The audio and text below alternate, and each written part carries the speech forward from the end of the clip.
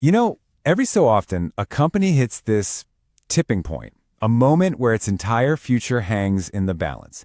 And right now, that's exactly where Chinese EV maker NIO is.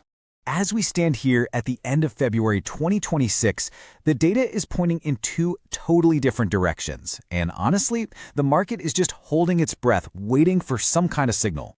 So this is the big question, right? After all these years of ups and downs, of promise and pitfalls, is this the moment that fundamentally changes everything for them?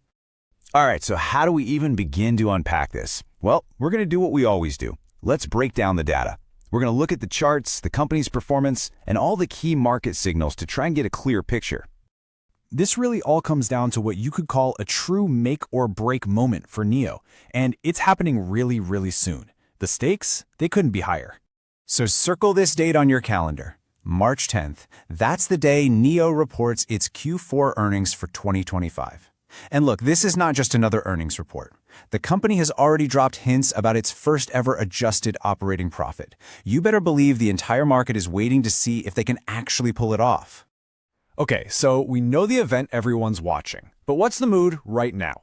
Well, if you look at the charts, they tell a fascinating story of tension, of indecision. Really, it's a battle between the buyers and the sellers. Before we dive into the nitty-gritty of the charts, you've got to understand two really simple ideas: support and resistance. Just think of support as a price floor, a level the stock just has trouble falling below. And resistance? That's the ceiling it's struggling to punch through. Okay, so for NIO, that floor, that support level, is sitting right at $4.44. This is the spot where, time and again, buyers have jumped in and said, nope, not going any lower. It's a critical line in the sand. And on the flip side, you've got the ceiling, the resistance. That's at $5.39. The stock has tried to get past this price, but so far, sellers have been there to push it right back down.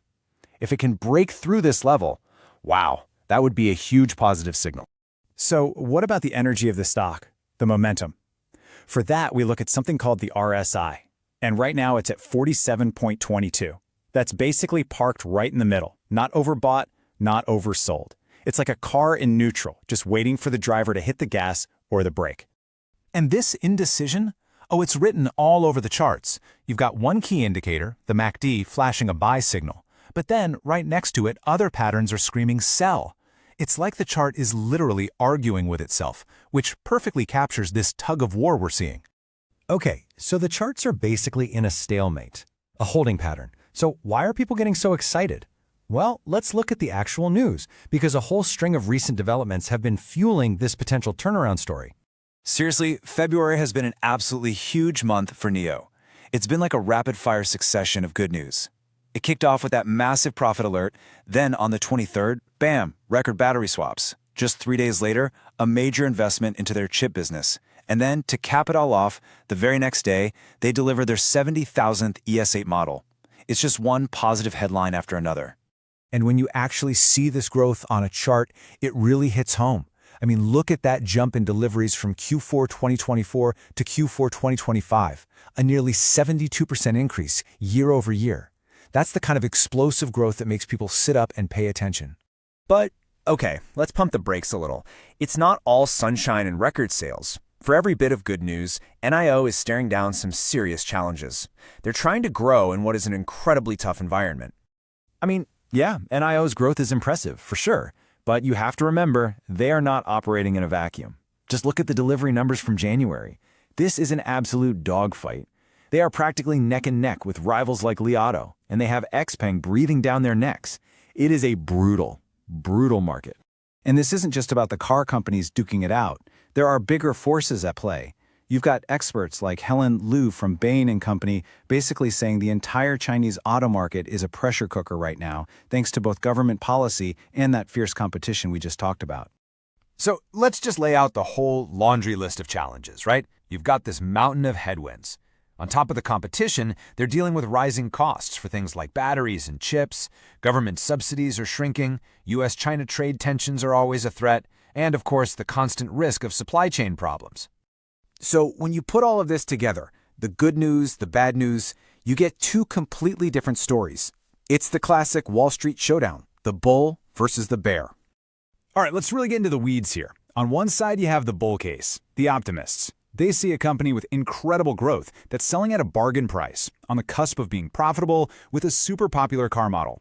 But then you have the bears, the pessimists, and they're looking at a deeply negative net margin of over 30%, that cutthroat competition, and of course, the risks of tariffs and just general bad feelings towards Chinese stocks. So, with all those risks, who's actually putting their money on the bull case? Well, it turns out some really big players are. The hedge fund D.E. Shaw more than tripled what they own. And you have giants like Goldman Sachs and BNP Paribas upping their stakes too. When you see what they call smart money, these big, sophisticated investors making these kinds of moves, it definitely signals some serious confidence. Okay, so that's the whole picture, the good, the bad, and the ugly. So what now? Where do we go from here? Well, that brings us to the most important part, what you need to watch to see which way this story is going to break. Let's make this super simple. If you're watching NIO, here are the 3 things you need to pay attention to. First and foremost, everything comes down to that earnings call on March 10th. Second, keep a close eye on that $5.39 resistance ceiling. If it breaks through that with conviction, that's a huge bull signal. And third, watch that $4.44 support floor. If it breaks below that, the bulls are going to be in a lot of trouble. And there you have it. The stage is set. The date is in. The battle lines are clearly drawn between some really strong tailwinds and some pretty significant headwinds. For NIO, the question isn't if it's going to make a big move soon, it's which direction. So, will this next chapter be a breakout or a breakdown?